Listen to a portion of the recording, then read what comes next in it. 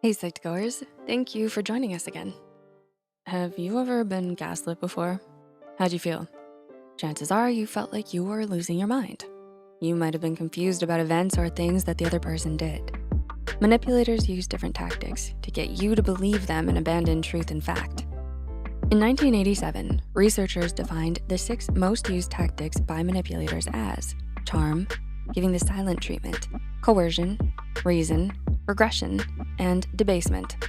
Let's take a look at what these tactics are and some phrases that a manipulator may use to make you feel crazy. Number 1, oh, but you're so good at it. Think back to when you were a kid, when you were about to ask for something from a parent, but you knew you had to make sure they were in a good mood to get them to say yes. So what do? You start complimenting them. Wow, Mom, last night's dinner was really good and your hair looks amazing today. By the way, can I go over to my friend's house on Saturday? In this situation, it's innocent.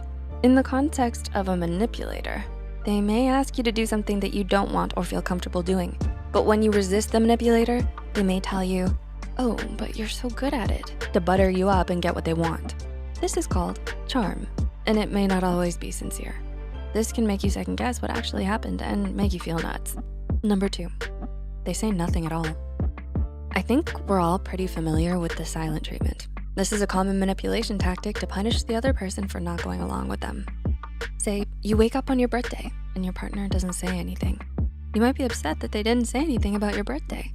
In return, you might not answer any texts, calls, or speak with them until they wish you happy birthday. You may feel like you're getting even, but this is actually toxic. Think about the other person. They may be racking their brain, driving themselves crazy, trying to figure out what they did to upset you so much, only to come up with nothing. Next time you wanna give the silent treatment, try the complete opposite. Take a moment to explain what the person did or didn't do that upset you. Number 3, you better do it or else. Coercion is a fancy way of using threats, intimidation, or blackmail to get someone to do what you want. This unfortunately comes in many forms and can cause all types of stress. Let's say you have a friend who asks to copy off you so they can pass an exam.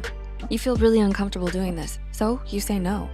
Your friend is upset and says, you'd better let me copy off you or else I'll tell your parents you skipped school last week. This person is using coercion to convince you to let them copy your answers, even though you don't want to. In this situation, the manipulator may be bluffing just to get what they want. Trying to weigh the pros and cons of each option could make you feel like you're losing it and cause you to make a decision just to get it over with. Don't let them bully you. Make things happen on your terms. Number 4, you should do it because manipulators live in details. We saw a lot of this in the Johnny Depp versus Amber Heard trial. When someone wants you to do what they want or believe them, they will tell you why you should do it and slap on a few details to make it believable. This manipulation tactic is called reason. Let's say it's your roommate's turn to take the garbage out, but they don't want to. They might say, I know it's my turn to take the garbage out, but I moved 57 boxes of paper at work today that each weighed around 40 to 50 pounds. I can't take the garbage out. Could you do it?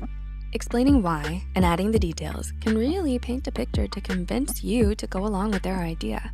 And this can really make you feel crazy or even like you're an awful person for not helping.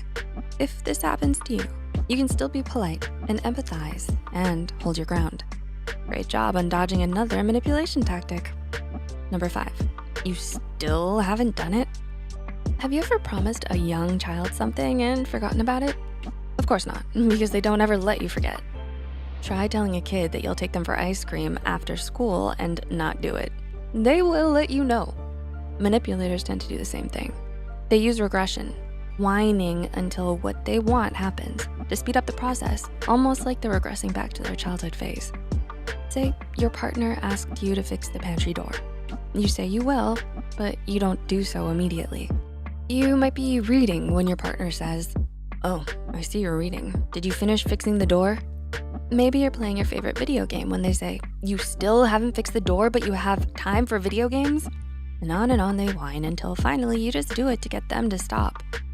Now you begin thinking about how lazy of a person you must be and feeling out of your mind that you can't do anything right. Has your parent, friend, or partner ever done this to you? We suggest communication and letting them know your plan. This way they stop bringing it up. What are some of your strategies to stop regression? Share in the comments below. And number 6, I'm too weak, I can't do it. Could you? The final manipulation tactic found is debasement. This is when the manipulator makes themselves look weak or lesser than they actually are to trick someone into doing something for them. A common scenario where debasement is used is when carrying heavy things. Let's say you went grocery shopping and someone has 2 full hands of groceries. They might start struggling or pretending to stumble. They know if anyone is watching, there's a good chance someone will help them. And if you know the person putting on this charade, you might feel confused and guilty. What if you're downplaying their struggle? You start to question your reality. Nope, you saw the truth. You're not responsible for their work. But if you'd like to help, but don't want to be burdened with the entire task, you can always offer to take a couple of bags for the person to make the trip easier. You avoid being manipulated into the whole task and they get some help. It's a win-win. Did you relate to any of these? Maybe you thought of someone in your life who uses them? These aren't all of the tactics that manipulators use. There are a lot more out there to make you feel equally crazy. But we hope this gave you a good idea of some manipulation tactics. If you feel like you're being manipulated, reach out to a trusted mental health professional or a friend to talk about the situation. You are important and have boundaries that deserve to be respected by everyone. If you found this video helpful, like and share it with friends that might find insight in it too. Remember to subscribe to Psych2Go and hit the notification bell for more content. All the sources used are added in the description box below. Thanks for watching. Until next time.